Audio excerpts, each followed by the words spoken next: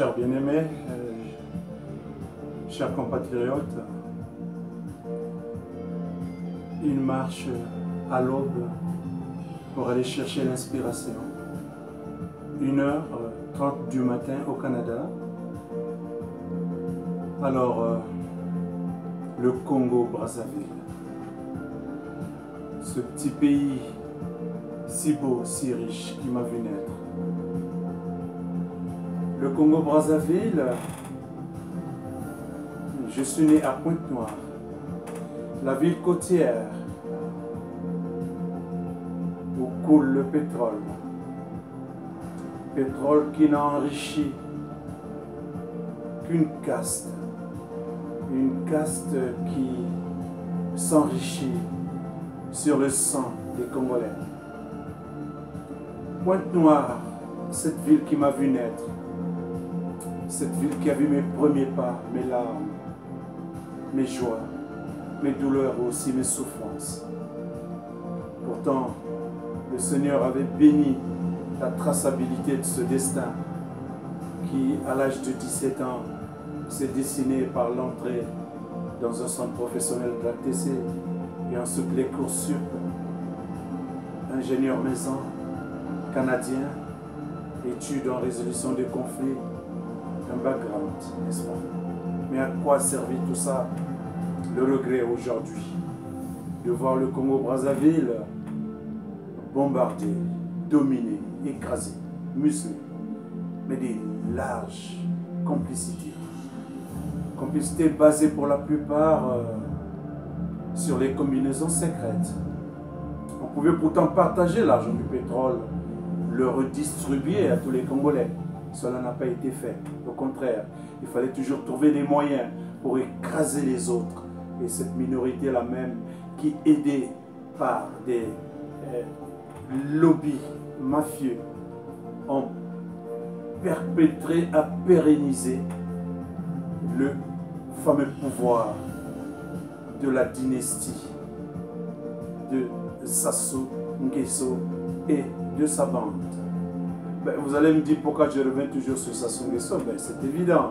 C'est ce monsieur qui gère le Congo depuis bientôt plus de 40 ans. Parce qu'il a travaillé sous l'ombre de Marine Wabi. Le pétrole n'a profité qu'au Nguesso. Et le fils de Sassou Nguesso est devenu donc le propriétaire du pétrole avec son père.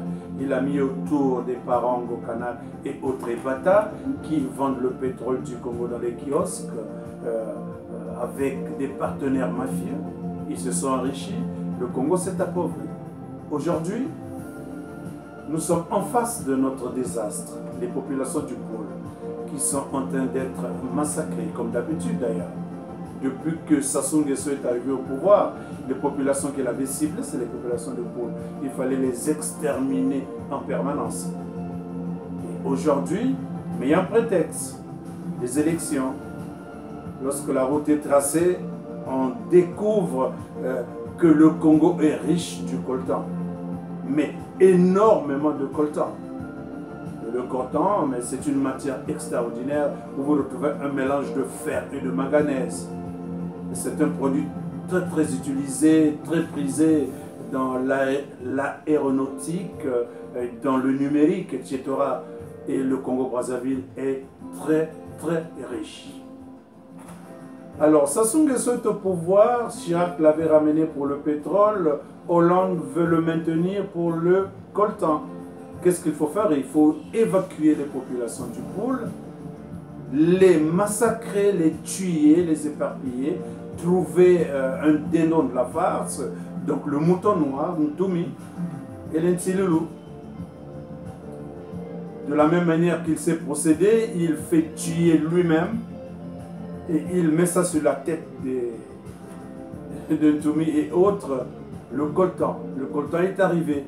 Le coltan qui peut enrichir ces 3 à 4 millions de Congolais. 3 millions et demi, certainement, parce que le reste, c'est des personnes qui sont arrivées.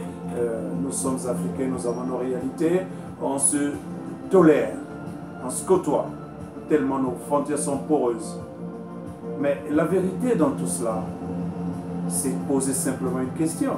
est-ce qu'avec cet énorme tas de coltan qui a été découvert, la solution, c'était de massacrer encore les populations du pôle?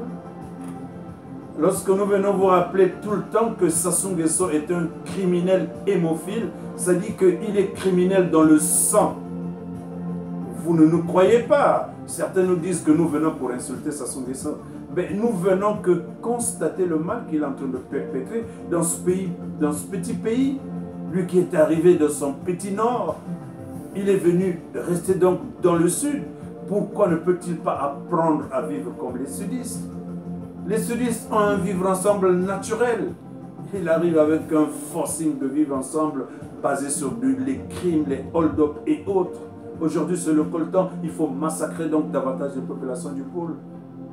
Et là-dedans, vous trouvez les complicités des enfants du pôle.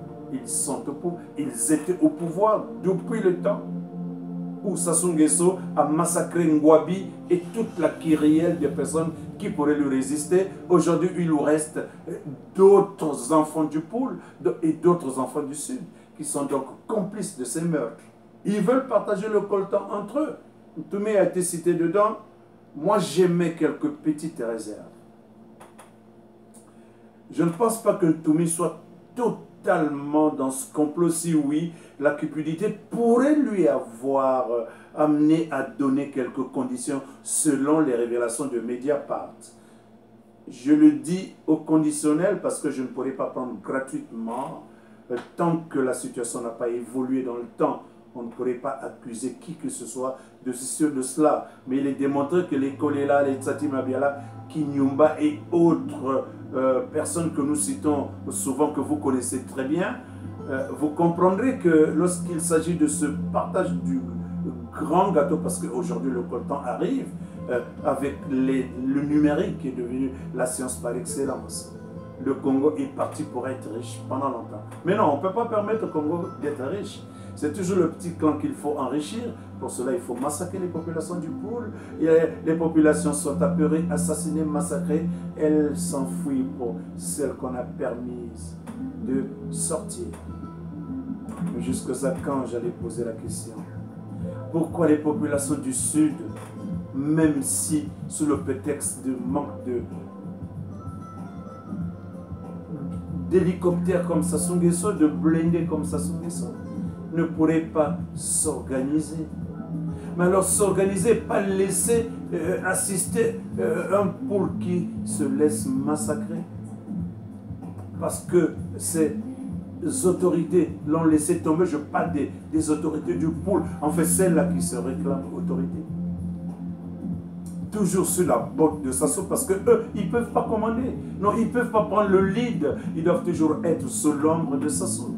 Comme si Sassou était la personne extraterrestre, une sorte d'incident biologique, j'allais dire une sorte de catastrophe biopsychologique qui est venue détruire ce pays, le Congo, ou encore il veut en faire sa propriété. Pour cela, il faut éliminer généralement des assassinats de masse des gens du Sud, surtout ceux du pôle. Alors, Sassou Nguesso s'est préparé, c'est la fin de ma vidéo. Sassou Nguesso s'est préparé.